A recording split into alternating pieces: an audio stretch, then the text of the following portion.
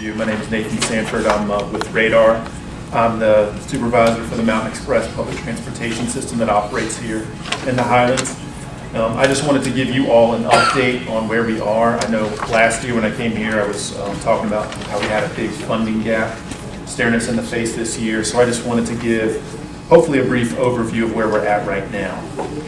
In February, we applied for grants from the Commonwealth Department of Rail and Public Transportation to maintain the current level of service into the next fiscal year. That's October 1, 2017 through September 30th, 2018. The original budget we submitted to the RPT expected a local match requirement of approximately $62,000.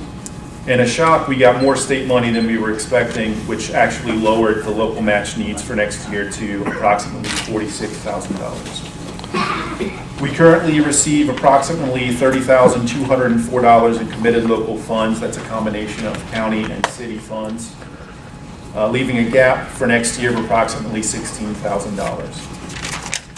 In the current fiscal year, both the county and the city agreed to match additional revenues, whether that came through fundraising, additional donations, other grants, up to about another $10,000 each.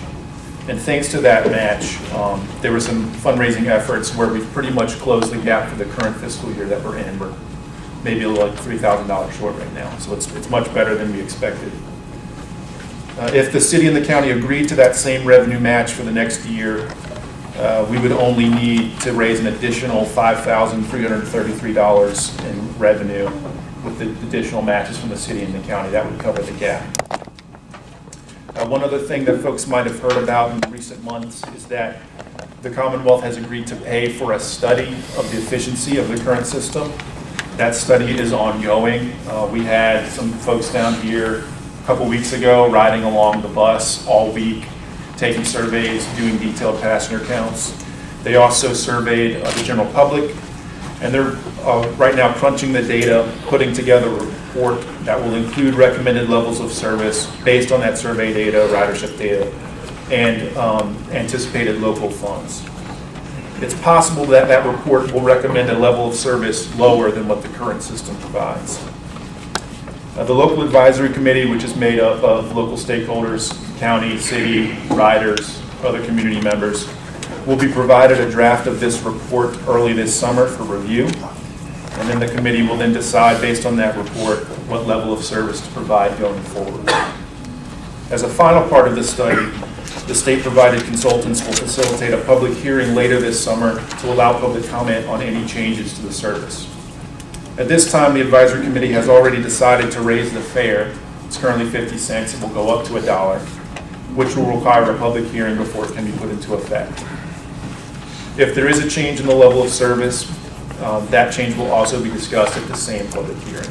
The goal is to have any changes made all go into effect by October 1st of this year, and to have all those changes discussed at the public hearing.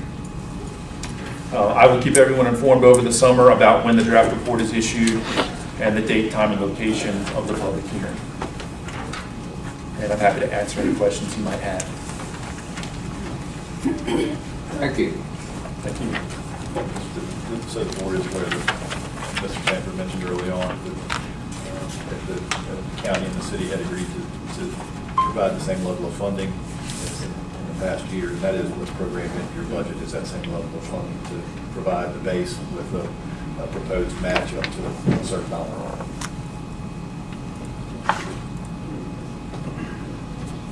Thank you. Thank you again.